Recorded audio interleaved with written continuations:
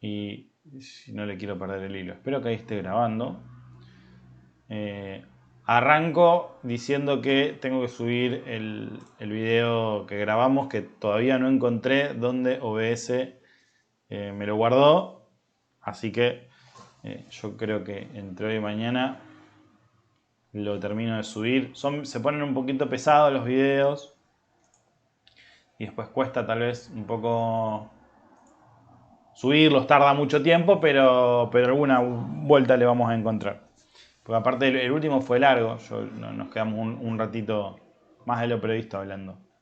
¿Les quedó alguna duda del el video del profe Lucio que estuvieron viendo? ¿Algo que les haya quedado dando vueltas? ¿Algo que quieran que charlemos, que revisemos, que veamos? ¿Algo que hayan anotado en algún aspecto?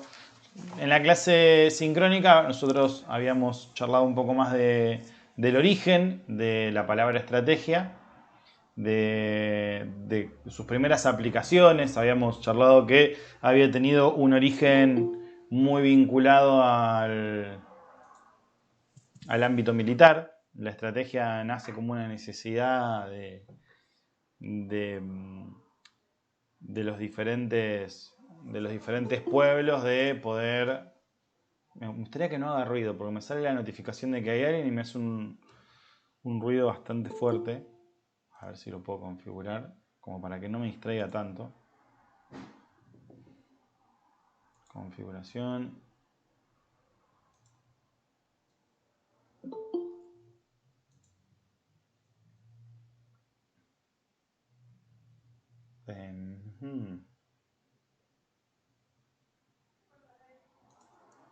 Bueno, no sé. No lo encuentro. Debe haber un lugar, pero no es. Les comentaba. Pues como somos varios, ¿no? Suele pasar y es un poco. Me distrae un poco. Habíamos charlado sobre el origen de la estrategia, habíamos encontrado sus raíces en el ámbito militar, como una necesidad que fueron desarrollando los pueblos para poder organizarse y para poder generar alguna ventaja en esta competencia que se desarrollaba con otros pueblos. Habíamos destacado particularmente lo que había pasado en esta zona del Mediterráneo, con Grecia, el vínculo sobre todo en Atenas, con el vínculo con Esparta. Hola Lucas. El combate con los persas y cómo nace ahí el estratego, ¿no? El cargo de estratego como quien tomaba las direcciones, quien daba dirección a los ejércitos mediante la estrategia. Después vimos que esto se empieza a perder un poco con el auge del Imperio Romano y que durante mucho tiempo no se habla de estrategia y que es retomado a comienzos a mediados del 1700, muy vinculado con los procesos que se iban desarrollando en ese momento en la historia, lo que pasaba con las primeras constituciones, muy vinculado a la nueva aparición de la democracia, vinculado con la Revolución Francesa, un proceso que se iba desarrollando en paralelo con también las independencias de muchas colonias acá en América, el surgimiento de las primeras constituciones acá en América, y que la estrategia termina siendo muchas veces el modo en el cual estos grupos se organizan para poder desarrollar planes que les permitan, muchas veces en situaciones de desventaja, generar la posibilidad de un mejor resultado. Como una guía, plantea. Se me escapó el nombre, se me fue la notificación. Como una guía, plantea Marisol, por supuesto. Esto está vinculado con una de las P de Mintzberg, que es la P de plan, ¿no? Pensar a la estrategia como una guía, como un plan que nos va orientando de forma secuencial cuál es el camino que queremos seguir. Ahora, había otra P que se contraponía y se complementaba con la idea de plan. ¿Cuál era? ¿Se acuerdan? ¿Patrón? La P de patrón. Totalmente. ¿Patrón como patrón de estancia o como patrón de jefe? No. ¿A qué tipo de patrón se refiere?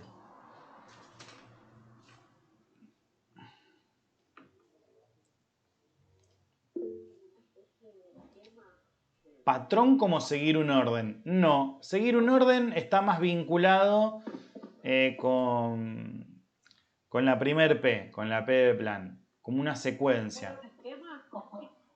Ahí va. A la coherencia. Coherencia, sí, es una coherencia que se retroalimenta a sí misma, es coherente consigo, tal vez no con otras cosas. Hablaba de comportamiento como patrón. Las acciones, está bueno, ahí aparece la acción, algo que se repite, eso se va acercando un poco más. ¿Cómo decías? Perdón, Samantha fue, ¿no? ¿O quién fue? Sí, que hablaba de comportamiento como patrón. El comportamiento, comportamientos que se repiten, los comportamientos como acciones. El plan está más vinculado con el pensamiento. El plan está... quiero desactivar eso, a ver, pero no puedo. Bueno, ¿qué le vamos a hacer? El plan está más vinculado con esta idea de la concepción de la estrategia. Está más vinculado con donde se piensa.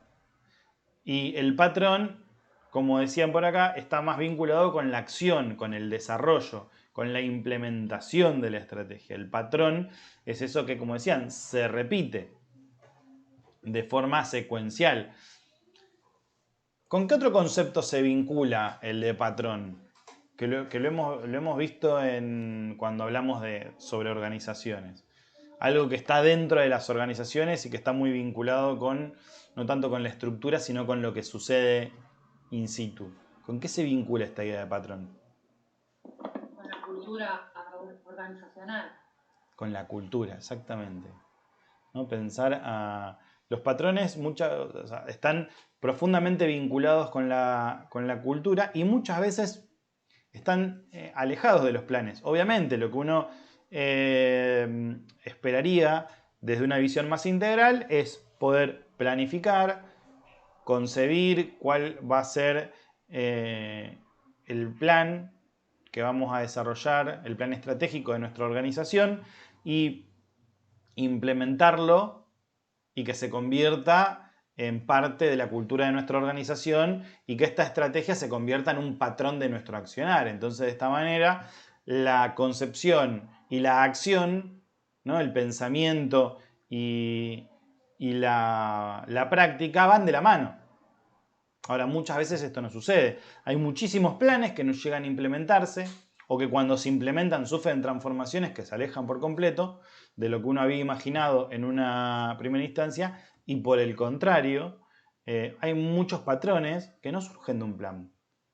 Hay muchos patrones, ustedes lo verán en las organizaciones donde están, sea donde estudian, sea donde trabajan, sea en los lugares donde participan. ¿No han notado esto de que hay cosas que suceden y que en realidad no son las esperadas, no son las que han planeado? ¿Se les ocurre algún ejemplo de tal vez no sé, donde están trabajando? Eh,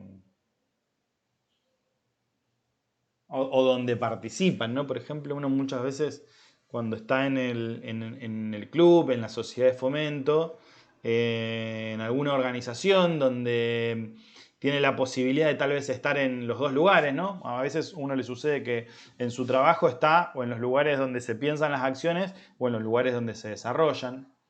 Pero hay instituciones intermedias donde uno capaz que organiza la rifa, piensa cómo se va a desarrollar la rifa y luego le implementa la rifa.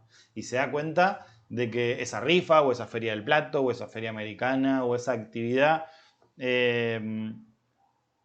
que uno pudo pensar desde un comienzo al momento de implementarla sucede de una manera totalmente diferente. Y que de hecho esos formatos terminan reproduciéndose en el tiempo y uno termina aceptándolo de, bueno, fue así, qué sé yo. Tal vez por algo es y termina siendo mejor. Bueno, esto sucede también en organizaciones mucho más grandes, porque ponemos el ejemplo de algo que capaz que es un poquito más cotidiano y más cercano, pero sucede más seguido de lo que nosotros podemos imaginar. Y esto está vinculado con las complejidades que presenta la implementación de una estrategia para que pueda seguir según lo planeado y de que bajar a tierra lo que se configura en el mundo de las ideas, bueno, no es tan sencillo. Ahí está en gran parte la responsabilidad que tiene el líder y los mandos medios de poder trasladar esa visión, de poder trasladar esa propuesta estratégica a las bases de la organización, de poder trasladarla al núcleo operativo. Si recuerdan, habíamos visto una pirámide la clase pasada donde veíamos que en la cima estaba el nivel estratégico, que es donde se toman las definiciones de largo plazo, donde se trazan los lineamientos más gruesos de la organización que orientan hacia dónde vamos. Después en el nivel medio está el nivel táctico, que es donde se controla, se supervisa, se entra más en detalle de cómo vamos a implementar esa estrategia, y en la base el nivel operativo donde efectivamente se pone en práctica. En esa transición de un lugar al otro, bueno, vamos a encontrar de que hay muchos cambios, hay muchos ajustes. Muchas veces esos ajustes pueden ser fruto de una mala planificación de la estrategia, donde ignoramos algunos factores que la base operativa sí los reconoce porque lidia con ellos cotidianamente y nosotros no los tuvimos en cuenta porque estábamos alejados de eso. Eso quiere decir que tal vez no estamos contando con buena información para tomar esas decisiones. Puede suceder por el contrario, porque hay algunas resistencias más vinculadas con lo cultural. Las personas no aceptan esta propuesta, no les gusta porque les incomoda, porque va en contra de sus intereses. O tal vez estos ajustes suceden porque algunas situaciones del entorno, del contexto, no están calibradas para lidiar con la planificación que se concibió en primera instancia. Cuestión que, bueno, de esa forma empezamos a ver que lo que se planifica y lo que se piensa no siempre va de la mano con lo que termina sucediendo y lo que se termina convirtiendo en un patrón, lo que se termina convirtiendo en una secuencia que se repite dentro de la organización. Ahí tenemos como dos pares. Los otros dos pares que plantea Mintzberg son ¿cuáles? También van con P. Tenemos dos pares más que de alguna manera son opuestos y complementarios en este caso. ¿Se acuerdan cuáles son? ¿Les suena? Uno era perspectiva, creo. El otro no me acuerdo. Uno era perspectiva, sí. ¿Y el otro? Posición. Perspectiva y posición. Muy bien. Bueno, me encanta que lo tengan tan claro. Cuando hablamos de... Justamente son complementarios porque en posición está un poquito más claro, ¿no? La P de posición, y esto también se debe a las traducciones, ya lo habíamos comentado la vez pasada. Las 5 P se pensaron en inglés, las adaptamos al español. Posición es un poquito más claro, es el lugar que ocupamos. Pensando particularmente el entorno, como dice Fernanda, como dice Sonia, dónde estamos ubicados y cuál es la posición que hemos construido, si somos una marca emergente o somos una primera marca, si tenemos una ocupación importante, relevante de mercado, o más bien somos insignificantes y no tenemos la capacidad de incidir en la competencia, si nuestra posición está más cerca o más lejos de los clientes, los consumidores, los miembros, los usuarios de la organización. La posición hace referencia al lugar a donde estamos y la perspectiva hace referencia al lugar de donde queremos estar. La perspectiva se centra en la visión, como dice Sonia, hacia dónde queremos ir. ¿Qué es lo que esperamos que sea? Entonces, bueno, de esta manera nosotros podemos pensar nuestra estrategia desde la posición que ocupamos. Decir, bueno, somos una primera marca, entonces nuestra estrategia va a estar vinculada con marcar un poco el rumbo de los precios, porque tenemos la capacidad de hacerlo. Va a estar vinculada con pensar las temporadas, cuándo sacamos un nuevo producto, cuándo no, porque tenemos el poder de hacerlo. O por el contrario, puede estar pensada en torno a la perspectiva de a dónde queremos estar. Bueno, como queremos ocupar este lugar, una posición futura, planeamos una estrategia que nos vaya acercando hacia esa posición futura, ¿no? Que en definitiva es la perspectiva. Tenemos los dos pares. Y nos queda la quinta pata de la bestia, que es las pautas de acción, las estratagemas, que lo habíamos comentado en la clase pasada, su origen romano de esta idea, de este concepto en realidad, porque la idea de estratagema es previa de Atenas. Cómo destruir a la competencia, sí, como en su versión más cruda, como dice Mara. Cómo pensamos la estrategia vinculada fuertemente con su entorno, porque fíjense que hasta acá estamos hablando siempre de nosotros. Mi posición, mi perspectiva, mi patrón o mi plan, ¿no? Este es el plan que yo desarrollo, o esta es la forma en la que me comporto.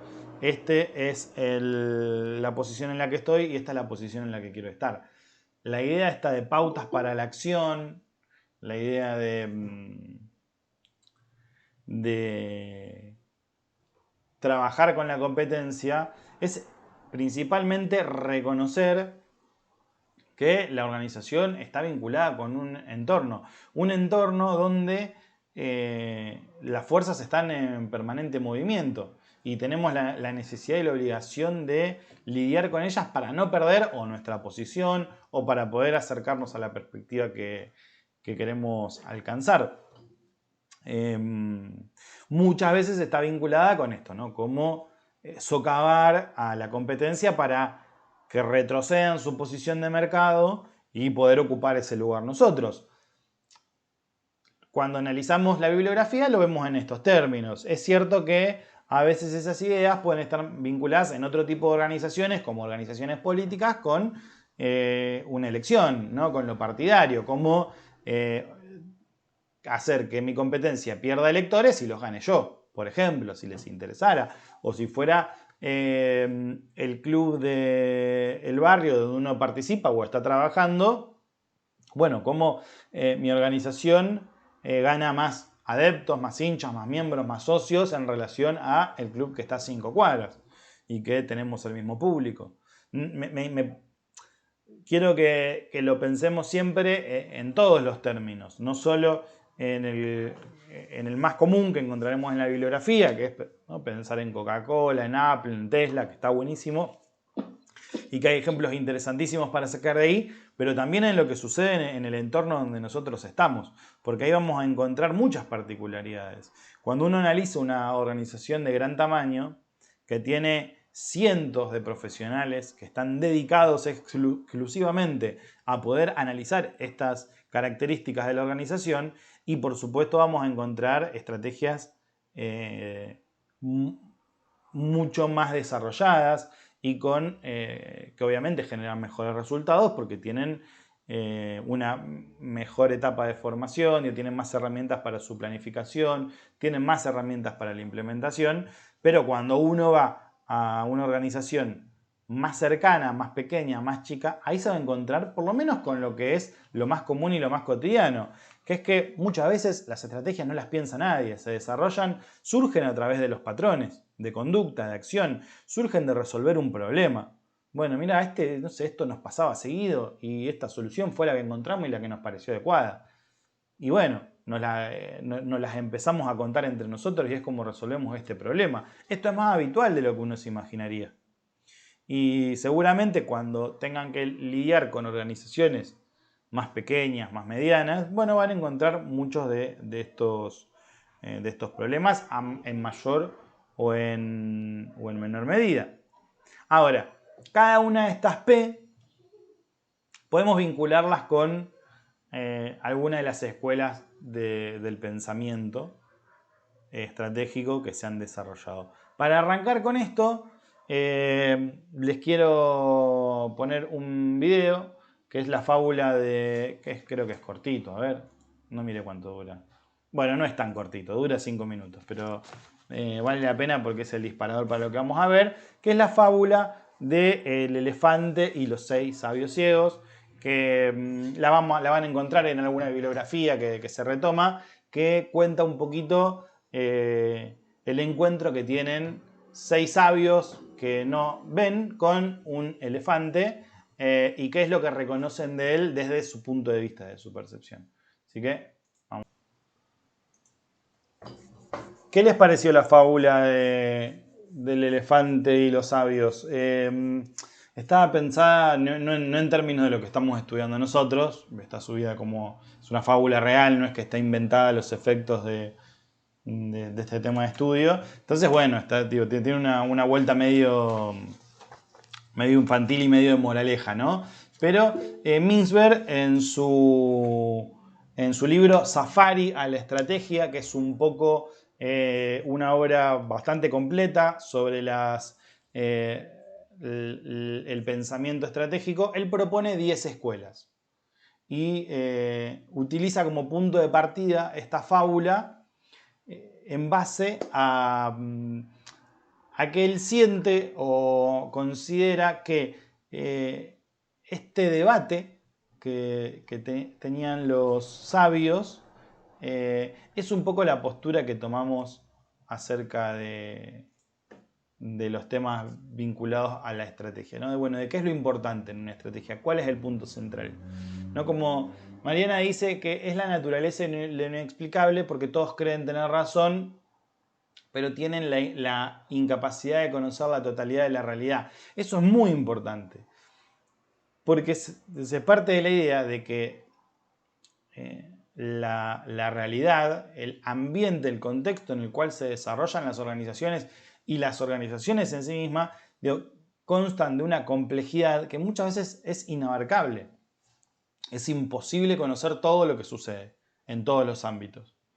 Entonces, la organización, a la hora de plantear su estrategia, obviamente busca tener la mayor cantidad de información y la mejor información. A pesar de eso, tiene un problema. No siempre puede tener toda. Entonces, estas decisiones se toman con sesgos, se toman con puntos de vista, se toman con posiciones que muchas veces, con supuestos, como dice Fabián, que muchas veces no están viendo el punto de vista que puede plantear otro. Diego nos dice que todas las personas tienen diferentes visiones sobre los hechos. Eso está muy vinculado también con la idea de las interpretaciones. Algunos están más cerca de la verdad y otros. Discutir ya sobre la verdad se nos va a un campo filosófico que no soy yo la mejor persona para que lo discutamos tampoco, pero que en todo caso se nos hace mucho más amplio para charlar. Mariano lo que comenta es que las partes que forman una imagen es parte de lo real. La estrategia para Mintzberg es como este elefante. Está hecho de diferentes partes. Y estos sabios son como los pensadores de las escuelas, los cuales, ¿no? Algunos eligen una, otros eligen otra, porque es lo que ven, es lo que encuentran. Y partiendo de esto dice, bueno, vamos a conocer a la bestia, ¿no? Digo, la estrategia es esta bestia donde cada uno de nosotros al tanteo va encontrando alguna de las partes y dándole algunas características. Entonces uno de los sabios va y se encuentra con lo primero, que es la planificación, que es el plan. Esta es una de las primeras escuelas que cobró relevancia, es uno de los primeros, estamos hablando a mediados de los años 60, cuando se empezó a pensar en estrategia en términos de el desarrollo organizacional, bueno, empezamos a pensarla en términos de la planificación, y del diseño, estas dos, ¿no? Yo quiero compartirles acá. El zorro y la... Ahí arrancó otra vez la fábula del zorro. Compartir una... Les voy a compartir la diapositiva.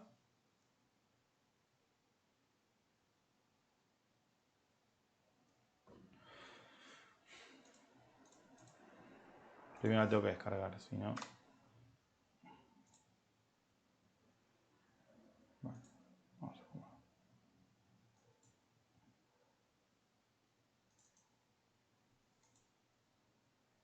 Acá lo tenemos. Este es un Power que nos hizo el profe Lucio para esta clase. Y vamos a charlar, bueno, como comentábamos, acá tenemos, ¿no? Un dibujito sobre esta fábula que habíamos estado viendo. Como le dije, Mismer propone 10 escuelas.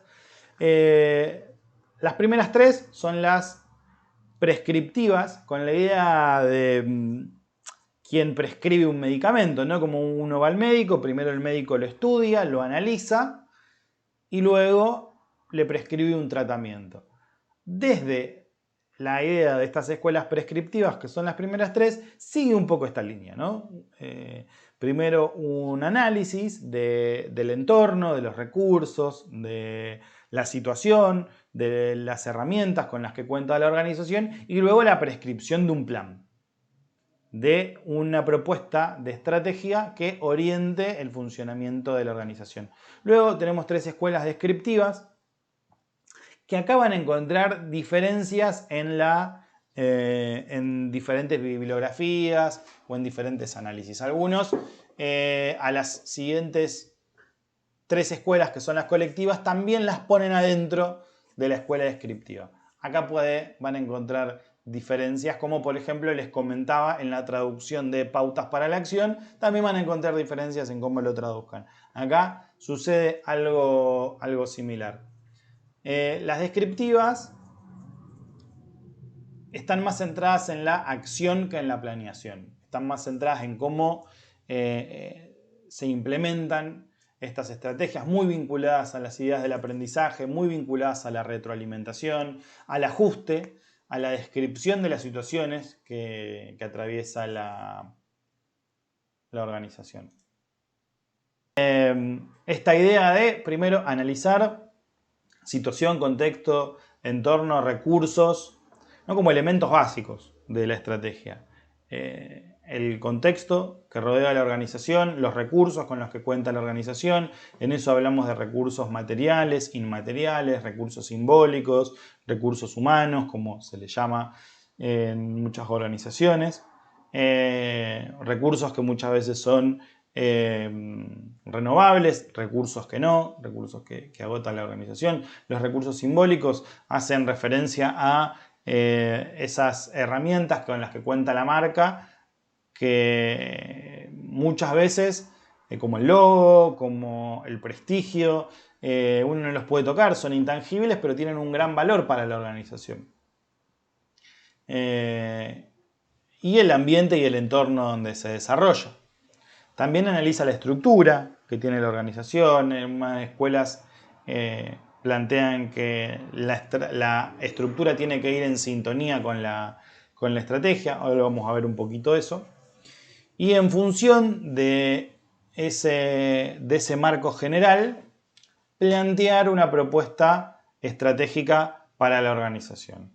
Primero hacemos un análisis FODA. Porter es uno de los autores que más ha trabajado esta propuesta, un análisis donde veamos cuáles son las fortalezas de nuestra organización y cuáles son sus debilidades. Esto hace referencia al ámbito interno de la organización, cuáles son las cosas en las que fallamos, en las que en relación a la competencia tenemos desventajas, en las que nuestra organización sentimos que puede mejorar, y las fortalezas hacen referencia a lo que nos distingue, a lo que nos hace fuertes, a lo que nos da unas características para diferenciarnos sobre el resto. Ese punto que, aunque sea un diamante en bruto, nosotros podemos explotarlos para poder tener un mayor desarrollo de la organización.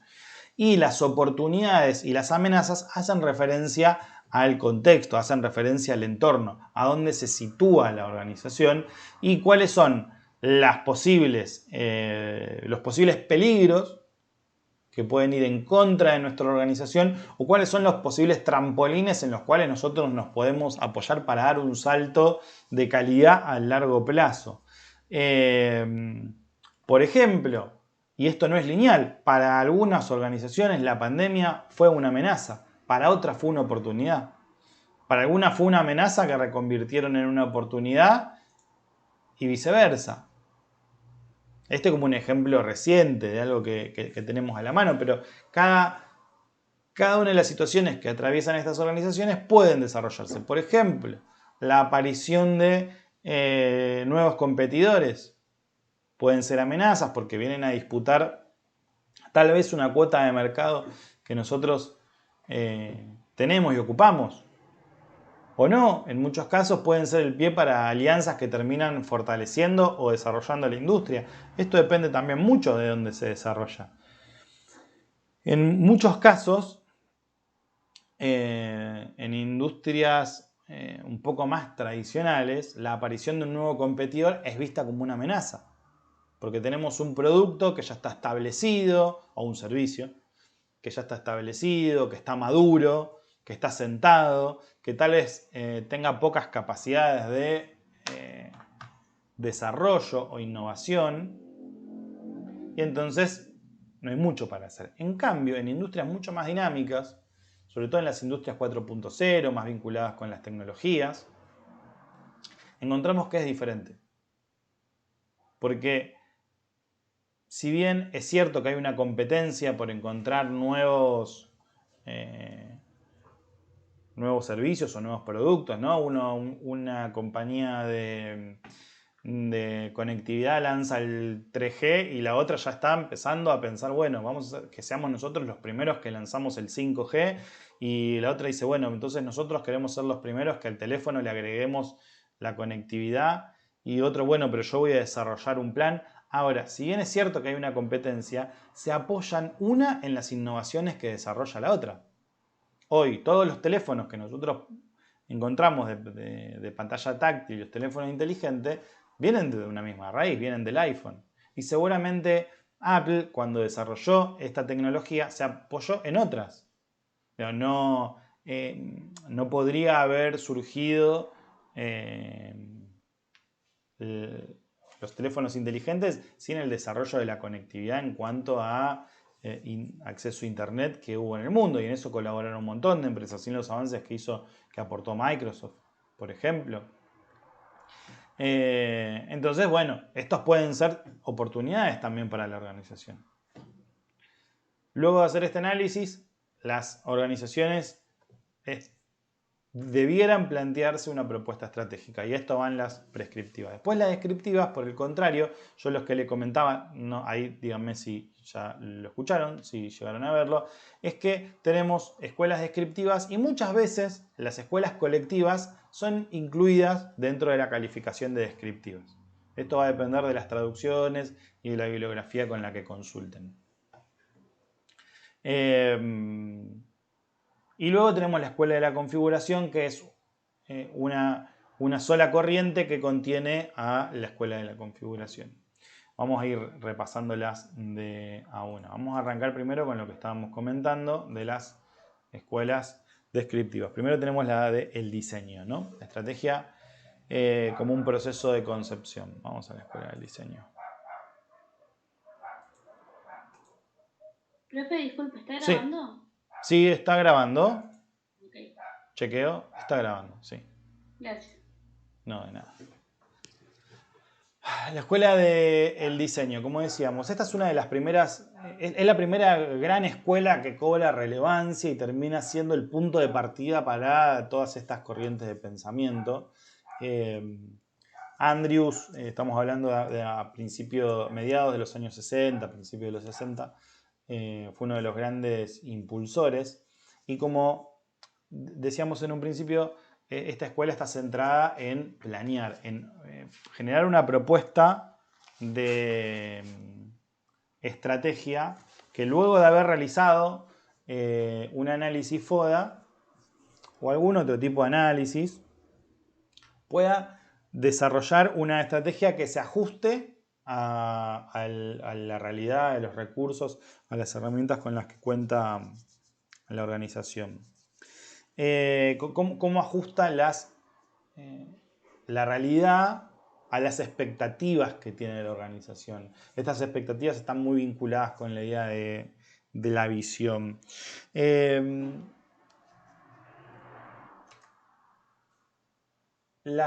Todas estas escuelas tienen algo que se llaman así como premisas, que Misber desarrolla mucho en este libro que les comentaba, que es Safari a la estrategia, que es un poco, Misber se centra en las premisas de estas organizaciones y en las críticas que le hace a cada una. Una salvedad muy importante que Misber nos deja es, ojo, estas escuelas son modelos ideales que nosotros conceptualizamos y desarrollamos recorriendo la bibliografía que fueron trabajando en los últimos 60 años, 70 años, los autores vinculados a la estrategia organizacional, pero en la realidad no las van a encontrar.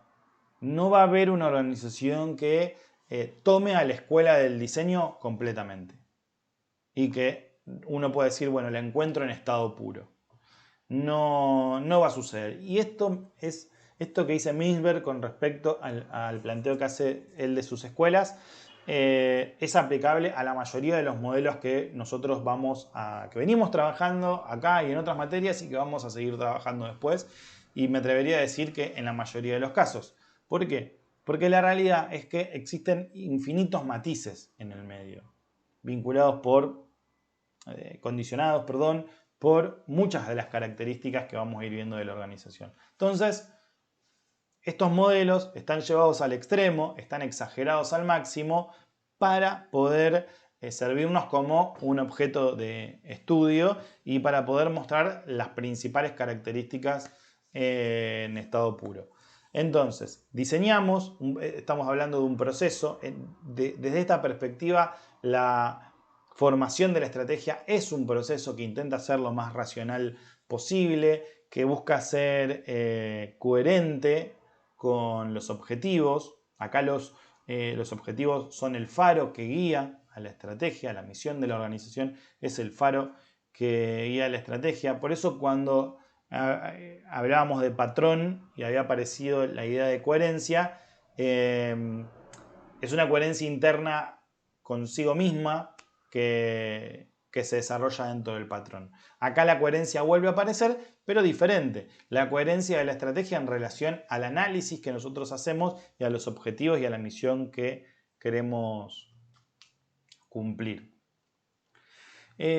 Algo que también vamos a encontrar mucho es la descripción del rol que ocupa la gerencia. En el caso de la escuela del diseño, el gerente, el CEO, el líder, es quien piensa la estrategia, es quien forma la estrategia desde su visión de liderazgo. El diseño. Una de las principales críticas que se plantea a la escuela del diseño, ¿dónde están? Acá, tiene que ver con la fragmentación que existe entre el proceso de concepción de la estrategia y su implementación. Esta escuela del diseño está totalmente centrada en el desarrollo del plan, pero deja de lado a la implementación y a los problemas y al aprendizaje que surge en la implementación. Esto lo vamos a retomar ahora un poquito después. La escuela de la planificación, como se imaginarán por los nombres, está muy vinculada con la del diseño. Toma a la escuela del diseño como base y al análisis previo que realiza, dándole una nueva centralidad a los objetivos y a la misión que tiene la organización. Yo creo que la principal fortaleza que presenta la escuela del diseño es incorporar las nociones vinculadas con el entorno, incorporar la necesidad de tener áreas específicas que estén vinculadas con la planeación de la estrategia. En esta etapa de la historia del management estratégico vamos a encontrar con que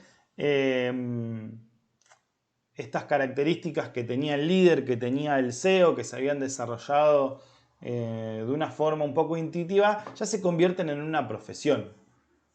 Entonces, muchas de las organizaciones en estas alturas empezaron a tener áreas específicas destinadas a la planeación estratégica. Entonces, particularmente, el líder de la organización ya no era quien pensaba a la estrategia, sino que era quien la aprobaba. Planteaba los objetivos, planteaba la misión. En función de eso, consultores, diferentes áreas de la organización hacían una propuesta y dentro de esas opciones que se le ofrecían al líder, bueno, se tomaba una decisión. Era el que seleccionaba la estrategia y no el que la pensaba o el que la desarrollaba. ¿Qué más decir de la escuela del planeamiento? Piénsenlo como una evolución de la escuela del diseño en función de la experiencia que se fueron generando en esos primeros años.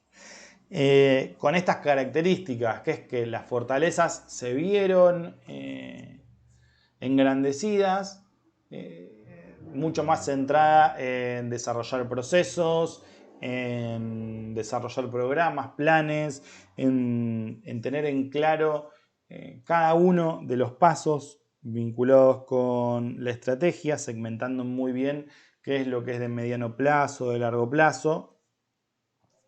Es más que nunca un proceso separado en pasos claramente delimitados en la formación de la estrategia, pero también engrandeciendo las debilidades que esto presenta, que es seguir separando la concepción de la estrategia de su implementación, separando el pensamiento de la práctica mucho más.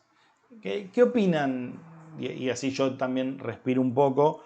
Me gustaría saber qué opinan de esto. ¿Ustedes piensan que es posible desarrollar una estrategia sin solamente centrados en las ideas, en el pensamiento? ¿Qué es lo que nos aporta la práctica?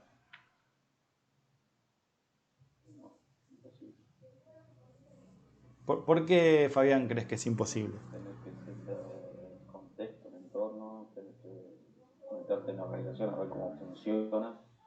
Tenés que aprender del funcionamiento de la organización como para ver qué recursos se dispone, de qué recursos se dispone para poder armar una estrategia. No sirve de nada armar una super estrategia si después cuando tengas que implementarla no tenés ni la gente, ni las herramientas, ni el capital. Uno de los principales cuestionamientos que se le hace a esta escuela es que considera al entorno como un factor estático. Porque le dice, vos planeás en función de las oportunidades y de las amenazas del entorno en el momento en el cual vos desarrollás el plan. Pero ese entorno cambia, es dinámico. ¿Dónde queda eso? ¿Qué sucede, no? Queda en un supuesto, en algo acotado, a decir, bueno, hacia adentro puedo avanzar con esta estrategia y después, bueno, si yo tengo mi estrategia armada con los recursos de la empresa y demás y sé que si fijo un parámetro que es el entorno, la estrategia la puedo llevar adelante, bueno, a ver qué pasa si el entorno lo meto en la ecuación. Entonces, creo que puede llegar a servir como una parte del análisis, independizándose en principio del entorno, ¿sí? Y una vez que yo tengo hacia adentro todo analizado, bueno, a ver qué pasa. Bueno, el entorno puede tomar estas distintas direcciones. Una competencia nueva, no sé, el parque industrial crece, no sé, o aparece nuestros clientes que estaban acá cerca, se mudaron 500 kilómetros más lejos. Sí, como pienso yo que puede servir como una parte. Totalmente. Esto está muy vinculado con la primer P, ¿no? La de planeamiento, estas escuelas prescriptivas. La escuela de la posición también es otra propuesta de la misma corriente, de la corriente descriptiva. Se me fue. ¿Se me fue o solo tengo hasta acá? A ver.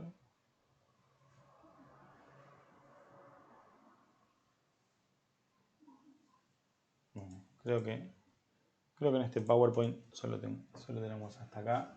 Entonces tendría que bajar el otro.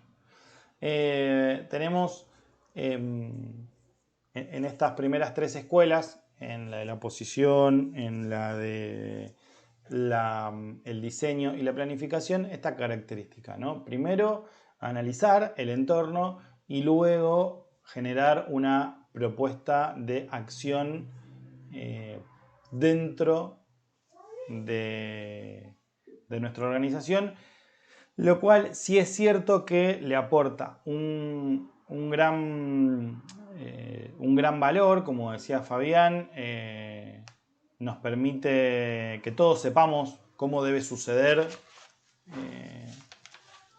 lo cotidiano y el día a día, ¿no? Tener un plan nos permite previsibilidad de alguna forma, pero es cierto que trabaja con supuestos los cuales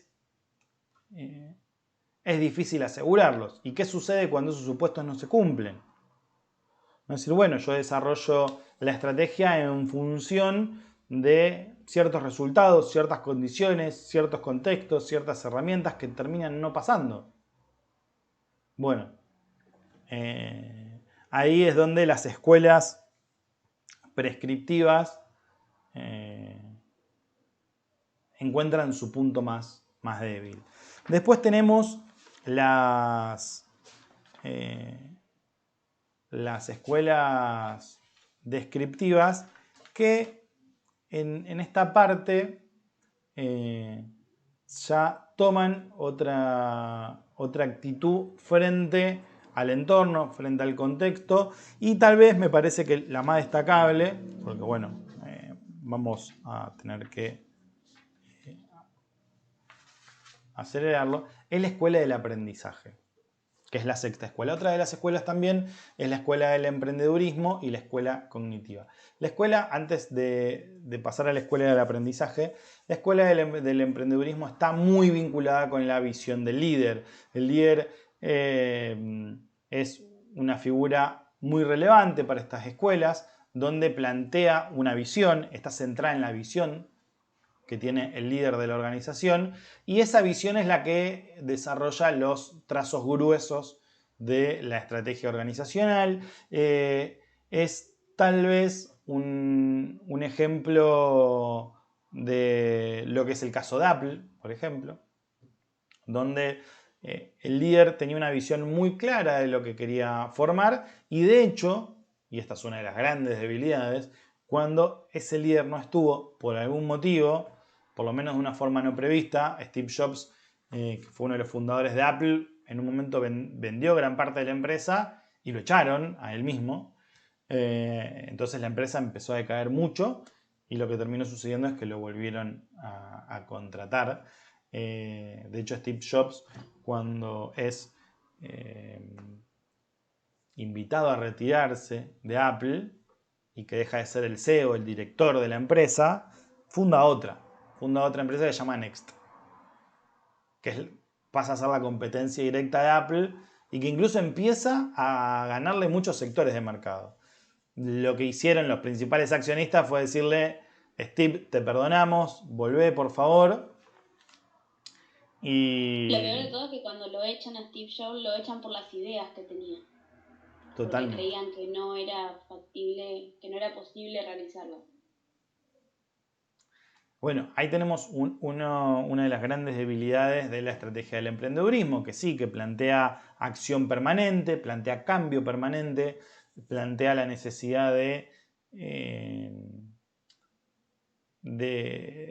tener una actitud muy proactiva para con el entorno. Sin embargo, es muy útil para organizaciones que están en proceso de formación o de transición, de cambio, pero a largo plazo, para la consolidación o para la estabilidad de una organización, bueno, son un poco más criticadas desde esta perspectiva. Están muy apoyadas en la figura del líder, que es el que desarrolla y el que implementa la visión. La escuela cognitiva, la escuela de la cognición, piensa la estrategia como un proceso mental que sucede en la cabeza del líder. Está muy atravesada por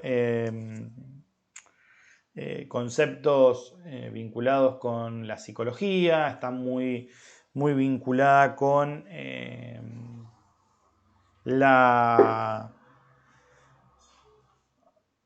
conceptualización de esas percepciones, esas interpretaciones que desarrollan los líderes a la hora de tomar decisiones y de plantear la implementación, la formación y la implementación de la estrategia. Buscan darle sentido a lo que muchas veces no es que no lo tenga, sino que es parte de la subjetividad de quien toma el liderazgo. Y desde este lugar, lo que hace,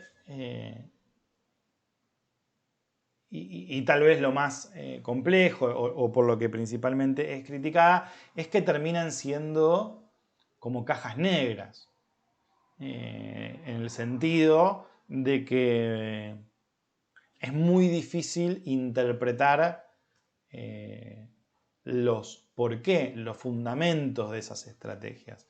Se busca darle sentidos, se busca interpretarlos, pero en realidad pertenecen a la mente de quien la planea y quien la decide a la estrategia organizacional.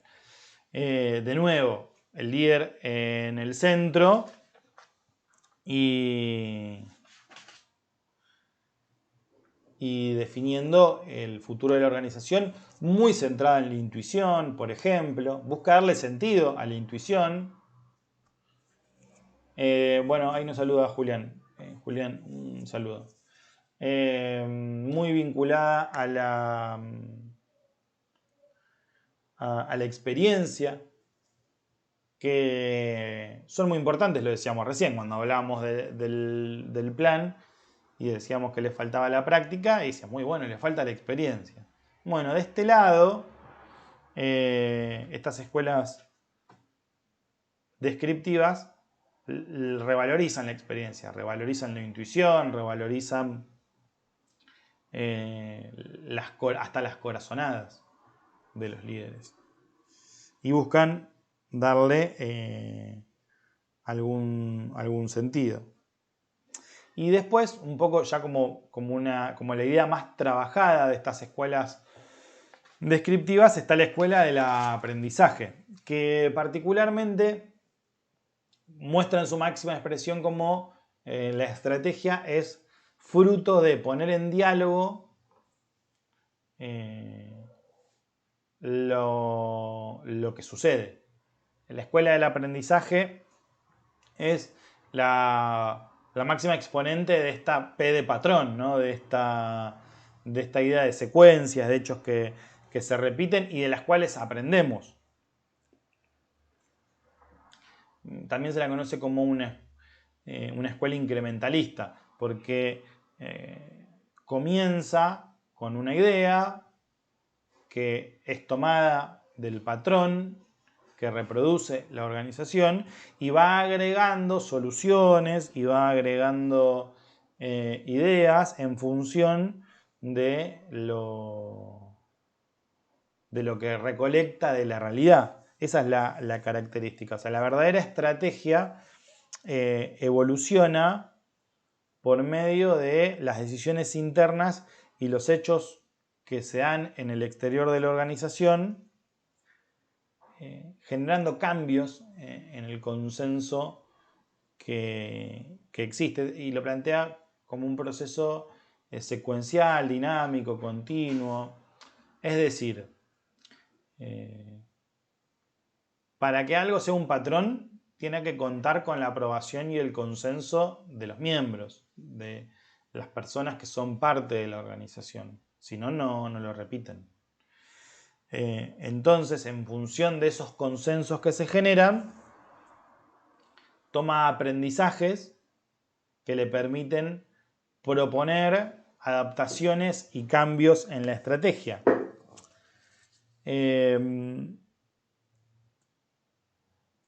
La principal debilidad que tiene esta propuesta estratégica, esta escuela, es que la organización no puede estar cambiando siempre. No puede estar poniendo permanentemente en crisis y en cuestión todo. E incluso muchas de estas estrategias que emergen de los patrones pueden no ser la que estamos buscando, o pueden no ser la más apropiada. O la estrategia que venimos desarrollando puede ser la correcta y estos cambios pueden no beneficiarnos. Esta idea de que todo está en permanente cambio puede generar cierta inestabilidad en la organización. Como puntos positivos, claro, tiene que permite perfeccionar a la estrategia, porque parte de la idea de que, bueno, el entorno y el contexto es tan complejo que es imposible que de antemano conozcamos todas sus características. Tenemos que tener un conocimiento demasiado extenso de la situación para poder generar una propuesta que contenga todas las aristas de la situación y del problema que vamos a abordar. Entonces lo que dice es, si desde el vamos sabemos que es imposible conocer la foto completa, bueno, permitámonos que el recorrido nos dé una retroalimentación que nos permita ir sumando las partes que vamos descubriendo del mapa a medida que avanzamos. Integra mucho más la idea de la práctica con la concepción y con la propuesta, aunque, como les comentaba, tiene como principal crítica esta inestabilidad que genera, porque, como decíamos, la escuela de la planeación, del diseño también, las escuelas prescriptivas, piensan a las estrategias como fruto de la configuración, fruto del planeamiento. En cambio, las escuelas descriptivas nos dicen, bueno, ojo, las estrategias pueden emerger. Algunas plantean que emergen de arriba para abajo y otras que emergen de abajo para arriba. También ahí cambia el sentido de cómo se desarrollan estas estrategias. La escuela del aprendizaje abre un poco el juego. Hasta acá las estrategias siempre surgen en el ápice estratégico, surgen en la cima de la organización y van descendiendo en los niveles. La estrategia del aprendizaje lo que busca es que todos los nodos de la organización puedan ser parte de la retroalimentación que genera estos aprendizajes. Entonces, bueno, cuando la estrategia emerge, surge de abajo para arriba en la estructura organizacional. Eso obviamente puede traernos cosas muy buenas, que son los hechos, los eventos, las características, las situaciones que la cima organizacional desconoce por su distancia.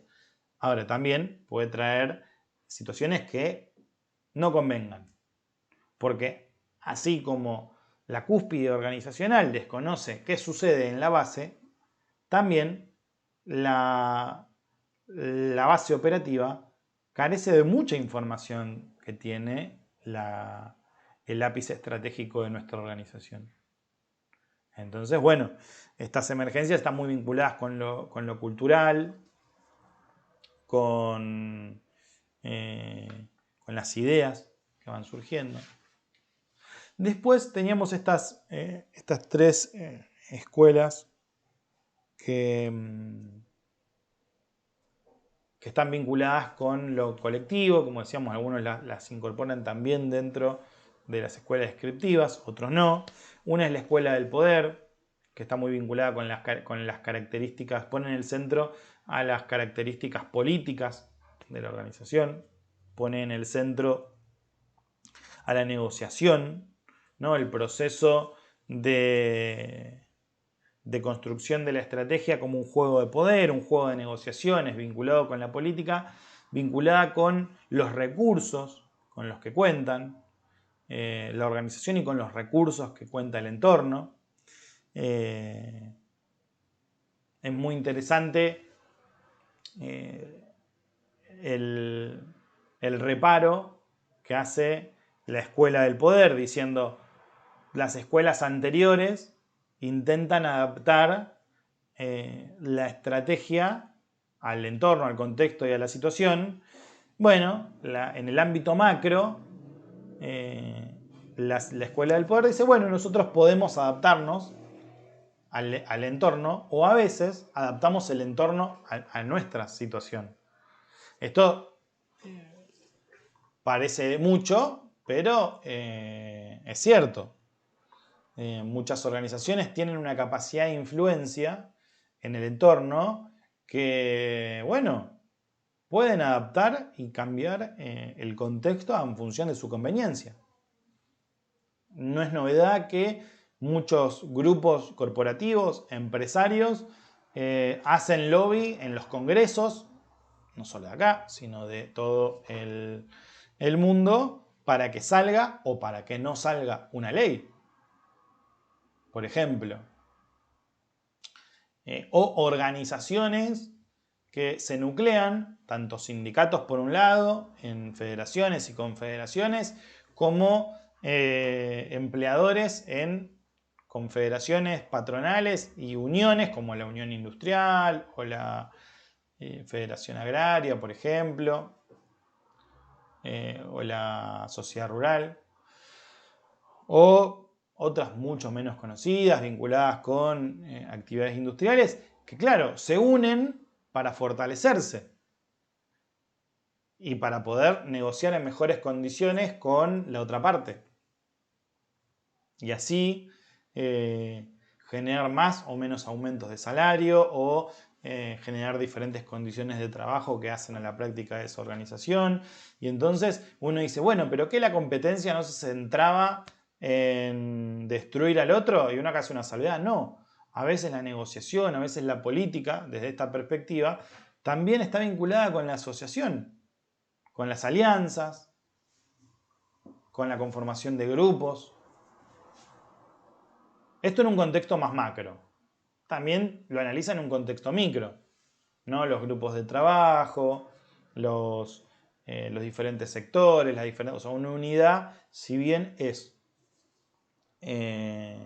un cuadradito en un organigrama, ¿no? El departamento de finanzas. También hacia adentro puede tener divisiones que no están plasmadas en la estructura formal de la organización. Grupos que se llevan bien, que se llevan mal, entre ellos que se llevan bárbaros y compiten con otra unidad de nuestra organización.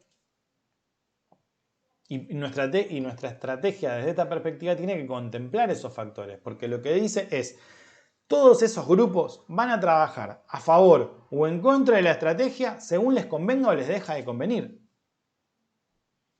Yo les pregunto, ¿esto ustedes consideran que es cierto, que es mentira, lo han visto, no lo han visto? ¿Qué les parece? Así respiro.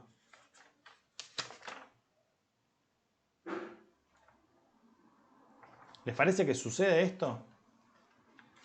Confírmenme que no se me cayó internet. Sí, bueno, puede suceder, todo puede suceder. Todas las empresas son distintas, depende del tamaño, depende empresas en el banco, por ejemplo, distintas sucursales pueden estar compitiendo por quién tiene más clientela o no, o menos, o quién da más crédito o no, y demás. Si es beneficioso o no, después lo verá la empresa. Supongo que tiene que estar todo en la ecuación para definir la estrategia.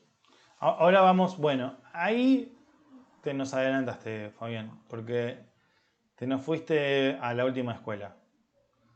¿Qué sería? La de las configuraciones. Ahora vamos a ir a eso.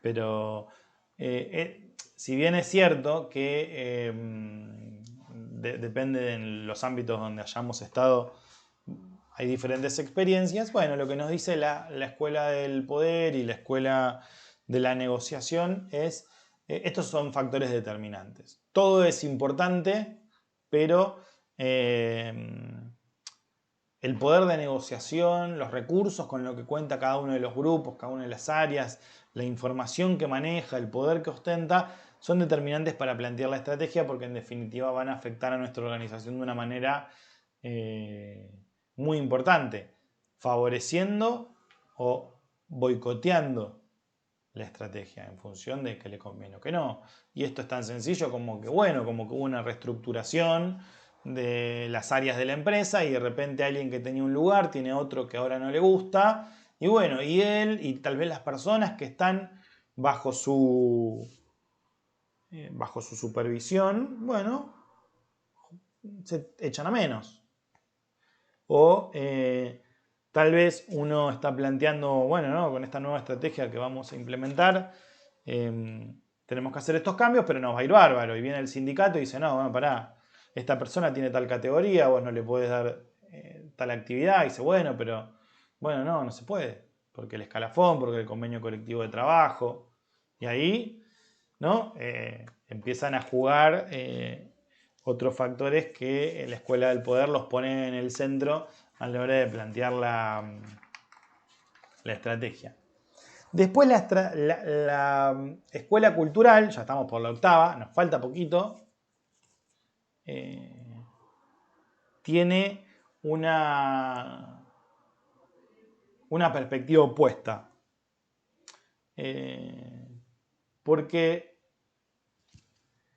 en la escuela del poder vemos cómo desde el ámbito central de la organización, desde la cima de la pirámide organizacional, se intenta lidiar y trabajar con los diferentes grupos para orientarlos en función del plan que queremos que sigan. La escuela cultural reconoce esto, pero pone el diálogo al revés. Cómo estos grupos influyen sobre los ámbitos estratégicos a la hora de la toma de decisión. El poder que tiene lo colectivo, las culturas que están impregnadas dentro de la organización para condicionar el rumbo organizacional. La cultura son las prácticas, las acciones, las respuestas que los miembros de una organización han encontrado a los problemas cotidianos. La cultura es la forma correcta de deber ser, la forma correcta de comportarse. Cuando uno choca contra una cultura organizacional, tiene dos opciones. O se adapta, y esto hablo de una persona que ingresa a la organización, o se adapta o termina siendo expulsado de esa cultura. Porque bueno, cuenta con valores simbólicos muy fuertes. Hay un proceso de socialización, que es cuando la persona ingresa a la organización, donde se le va enseñando. Formalmente, en las oficinas de recursos humanos, esto se le llama el proceso de inducción, donde, bueno, se lo introduce uno a la cultura organizacional. Gran parte de esta cultura es la cultura formal, está impulsada por la organización, pero otra es una cultura emergente. Hay una anécdota que cuenta Borges en su autobiografía, que es cuando él ingresa a trabajar a la biblioteca municipal de la ciudad de Buenos Aires, no sé cómo se llamaba en ese momento. Nancy nos dice, persuade a los integrantes para ser parte de la estructura colectiva. Totalmente, es exactamente eso. Borges lo que dice es, yo ingresé y cuando entré a trabajar, hacía el trabajo de mío y de mis compañeros en media mañana. Y la otra media mañana, nada, no tenía nada para hacer. Y se empezó a notar eso. Y bueno, y vinieron mis compañeros y me dijeron, baja un cambio, no labures tan rápido, que nos expones a todos. Y me miraban mal. Hasta que bueno, nada, él encontró la vuelta, agarró, hizo las cosas más despacio y el tiempo que le quedaba libre se iba a leer libros al sótano de la biblioteca. Una anécdota que cuenta un poquito cómo la cultura busca imponerse más allá de la voluntad individual de cada uno de sus miembros o de las características, busca adaptar a los miembros a la situación. Y es resistente. Esta es una de las principales críticas que se le hace a la Escuela de la Cultura. La Escuela de la Cultura busca que la estrategia pase por esos canales que tiene la organización simbólicos y que penetre en el inconsciente colectivo de los grupos para que se apropie de la cultura y para que se fortalezca como práctica cotidiana. Eso es muy bueno en términos de que la estrategia se va a implementar al pie de la letra hasta convertirse en una ideología, si es necesario, de la organización. Ahora, tiene un problema. ¿Cómo cambiamos eso? Porque si hay algo difícil de cambiar en una organización es la cultura. Porque la estructura la cambiamos cuando queremos. Renegamos, es un lío, pero es un papel, en definitiva. Ahora, la cultura es eso que sucede. Y eso que sucede es muy difícil de cambiar. Entonces, una de las principales críticas que se le hace es si sos muy eficiente en la apropiación de la estrategia, cuando la estrategia es más estable, cuando podemos tener una estrategia más perdurable, bueno, está muy bueno. Ahora, cuando estamos en un contexto mucho más cambiante, en un contexto de muchas más transiciones, me sos menos útil. Estrategia de la escuela cultural. Y antes de la escuela de las configuraciones, tenemos la escuela ambiental.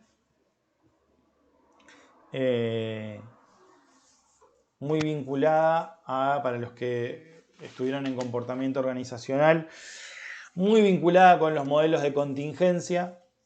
la escuela ambiental plantea que la organización, por más voluntad que tenga, reacciona a lo que le propone el entorno. Plantea sus objetivos, plantea su misión, la organización, y en función de lo que le propone el entorno y el contexto, desarrolla sus planes. ¿Qué es esto? No hay un plan perfecto. No hay una estrategia más eficiente. La estrategia más eficiente va a ser la que mejor se adapte a lo que nos propone el entorno. Por eso está vinculado con el modelo de contingencias, que mucho lo trabajamos en comportamiento organizacional. Desde esta perspectiva, bueno, el que manda ya no es el CEO, no es el líder, no es, como decíamos, el patrón o la cultura. Lo que manda es lo que sucede hacia afuera, lo que sucede en el entorno, en el contexto. Puede ser en el entorno más micro, más cercano, o en el entorno más macro.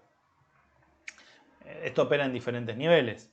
Ahora, es en definitiva lo que termina condicionando la estrategia que vamos a adaptar. Lo que hace el líder en esta escuela, desde esta perspectiva, es elegir cuál es la estrategia que mejor se adapta a ese entorno, a ese contexto. Justamente una de las principales críticas que tiene esta escuela está vinculado con cómo relativiza todos estos aspectos, partiendo de qué idea, de que bueno, hay organizaciones parecidas que trabajan en el mismo rubro o en la misma actividad que implementan dos estrategias diferentes en un mismo contexto y les va bien a las dos. ¿Por qué? Todo lo que relativiza la teoría del ambiental, la escuela ambiental, es de lo primero que se le critica. Y nos queda por último la escuela de las configuraciones, que justamente es la que busca integrar todas estas visiones, ¿no? Se puede interpretar un poco en la propuesta de Mintzberg, en este libro de Safari a la estrategia, que la décima es como la frutilla del postre, ¿no? Es tal vez la escuela que más abonan en términos de que es la escuela integrativa, es la escuela que busca integrar todas estas características, partiendo de la idea de la transformación. Plantea un ciclo, ¿no? Proceso, transformación, proceso, transformación, en el cual se implementa una estrategia, se sigue su desarrollo y cuando es necesario se propone una transformación con todo lo que eso implica. Entonces, bueno, oscila y se mueve de una propuesta a la otra, ¿no? Trabaja integrando diferentes escuelas al modelo que busca implementar. ¿Cuál es la crítica alrededor de esto? Y que se vuelve un poco simplista tal vez, ¿no? El equilibrio, justamente trabaja con la idea de equilibrio. Plantea que las organizaciones están en un constante desequilibrio y que lo que se busca hacer por medio de estas estrategias es equilibrar el funcionamiento de estas organizaciones, y es muy complejo encontrarlo. Entonces, por lo menos una de las principales críticas que nos plantea Mintzberg es la simplificación en la que puede caer a veces esta escuela. Y así, armamos el rompecabezas del elefante. Tenemos la trompa, la cola, los colmillos, las orejas, las patas y tenemos todas estas partes. Ahora quedan ustedes, los sabios,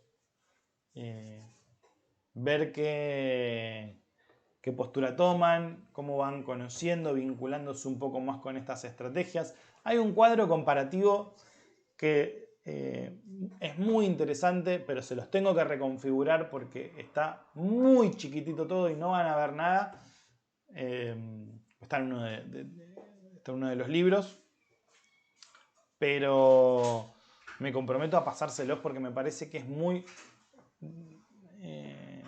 amigable a la comparación entre las diferentes escuelas. De nuevo, estos son modelos extremos, modelos ideales, donde las características de cada una de estas escuelas es llevada a el máximo para generar un contraste que nos permita reconocerlas, diferenciarlas. ¿Hasta acá alguna duda? ¿Alguna inquietud? ¿Qué les pareció? Yo esto lo traté de recorrer exhaustivamente. Sin embargo, acá van a tener que, creo yo, acercarse mucho a la bibliografía y sobre todo hacer hincapié en las premisas y las críticas que se le hacen a cada una de estas escuelas. Actualmente en la práctica, ¿sí? ¿Cuál es la orientación o depende de cada organización? O sea, ¿qué tipo de escuela aplicaría hoy en la actualidad? O sea, no sé si es más de la planificación, más de la emprendedorismo, más de diseño, más de aprendizaje, o es la última que agarra todo. Yo creo que yo adhiero mucho a la idea de que va a depender de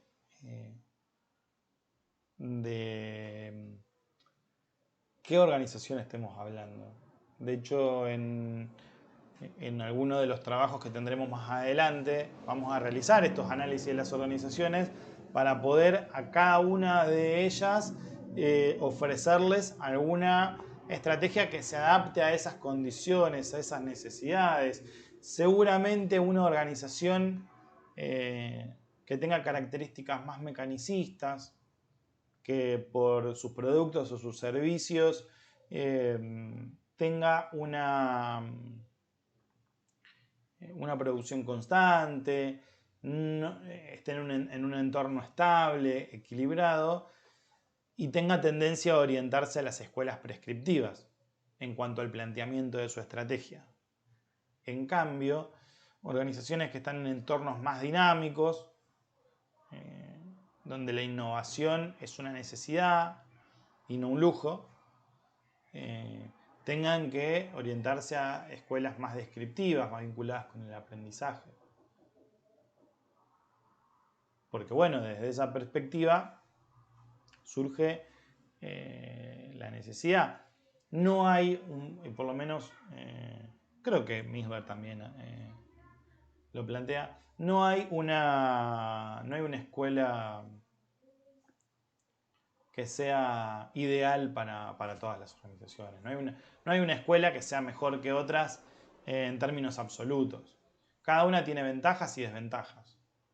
Nuestro trabajo justamente es conocer esas ventajas y desventajas para que cuando estamos trabajando con una de esas organizaciones podamos diagnosticar qué es lo más conveniente para la situación en la que nos encontramos.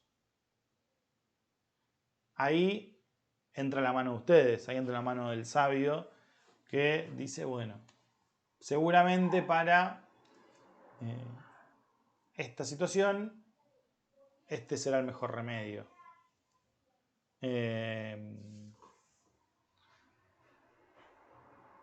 No incluso a veces no como modelo absoluto, si bien hay modelos, los vamos a ir profundizando. Lo que estamos haciendo es una presentación de las principales corrientes.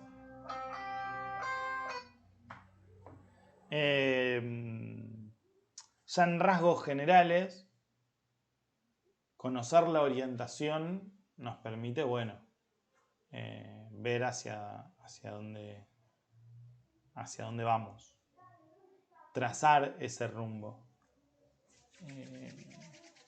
Así que por lo menos desde mi perspectiva, yo creo que es necesario primero saber con qué problemas estamos lidiando para después considerar cuál es la mejor estrategia que podemos implementar. En una situación de crisis es necesario, desde mi punto de vista, una visión vinculada con, por ejemplo, la escuela del emprendedurismo,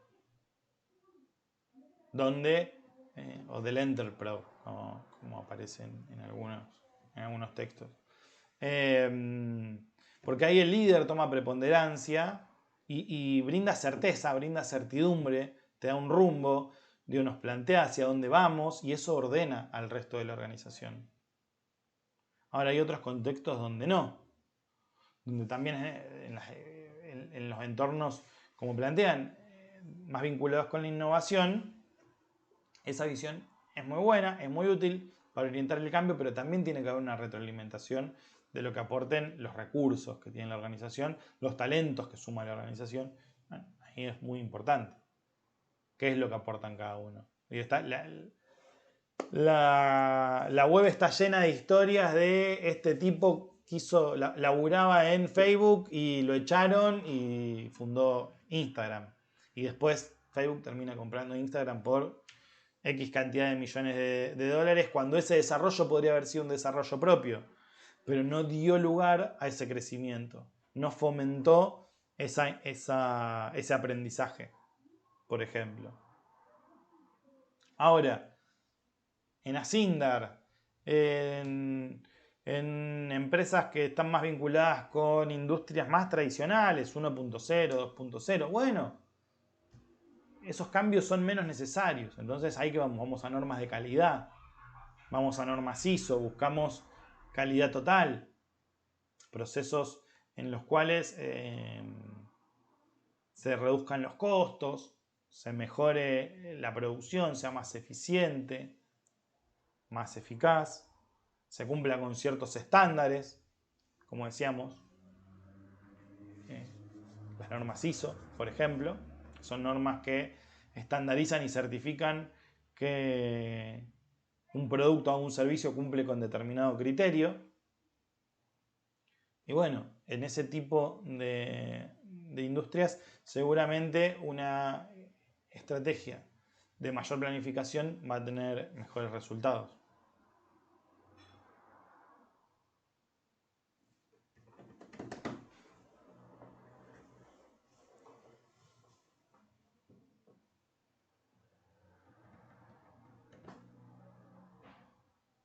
Bueno, ¿qué más nos queda? ¿Queda alguna duda? ¿Alguna pregunta?